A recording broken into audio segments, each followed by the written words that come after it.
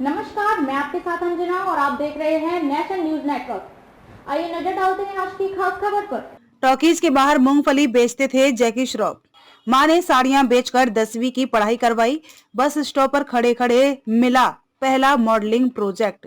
जग्गू दादा और जैकी श्रॉफ आज 67 साल के हो चुके हैं। मुंबई की तीन बत्ती चौल में जन्मे जैकी आज किसी पहचान के मोहताज नहीं है। गरीबी का वो आलम था कि एक 10 बाय 10 के कमरे में 4 लोग गुजारा करते थे और कमाई का जरिया था मूंगफली बेचना और सड़कों पर पोस्टर चिपकाना। जैकी कभी थिएटर के बाहर मूंगफली बेचते थे, कभी फिल्मों के पोस्टर चिपकाते थे। एक दिन बस स्टैंड पर एक आदमी ने इन्हें देखा और कहा कि मॉडलिंग करोगे क्या। जैकी ने सवाल के बदले सवाल पूछा, पैसे दोगे क्या।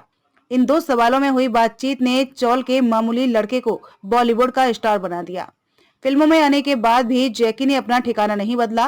सेट पर जाने के लिए भी वो चौल के बाथरूम में घंटों लाइन में खड़े रहते थे, जहां 30 लोगों के बीच सिर्फ 3 ही बाथरूम थे। बड़े बड़े प्रोड्यूसर चौल तो कभी बाथरूम के बाहर खड़े उनका इंतजार करते थे। आज उनका ठिकाना तो बदल चुका है, लेकिन जैकी कहते हैं कि उन्हें सुकून की नींद चौल में ही आती है। जैकी को इंडस्ट्री का सबसे डाउन टू अर्थ एक्टर कहना गलत नहीं होगा। जहां जाते हैं हाथ में पौधा होता है, चाहे कोई नामी अवार्ड फंक्शन हो या राम मंदिर का उद्घाटन।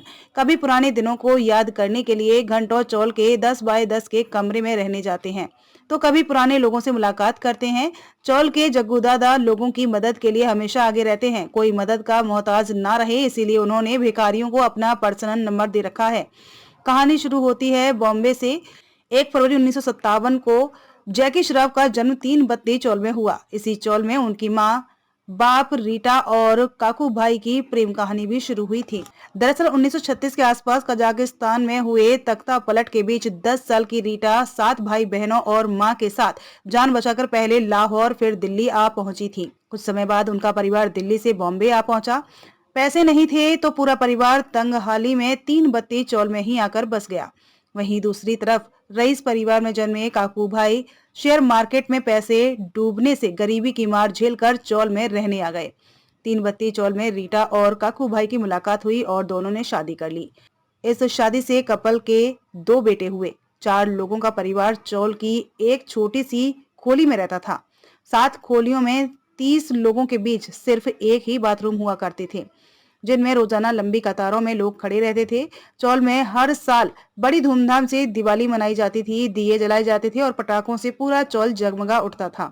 लेकिन जैकी को पटाखों से खूब डर लगता था। वो छिपने के लिए बिस्तर के नीचे घुस जाया करते थे।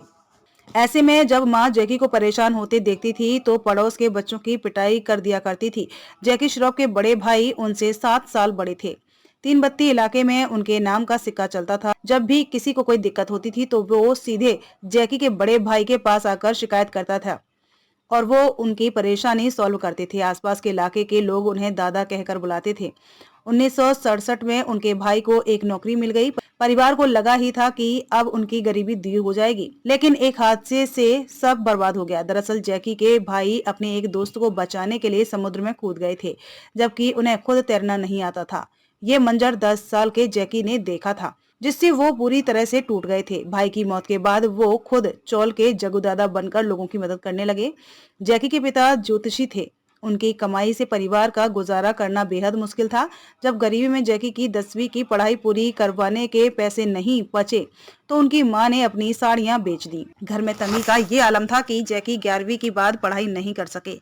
पढ़ाई छोड़ने के बाद जैकी 2 सालों तक कुछ नहीं कर सके। कुछ समय बाद वो अपने दोस्तों के साथ मिलकर चौल के पास सिनेमा घरों में पोस्टर लगाने का काम करने लगे।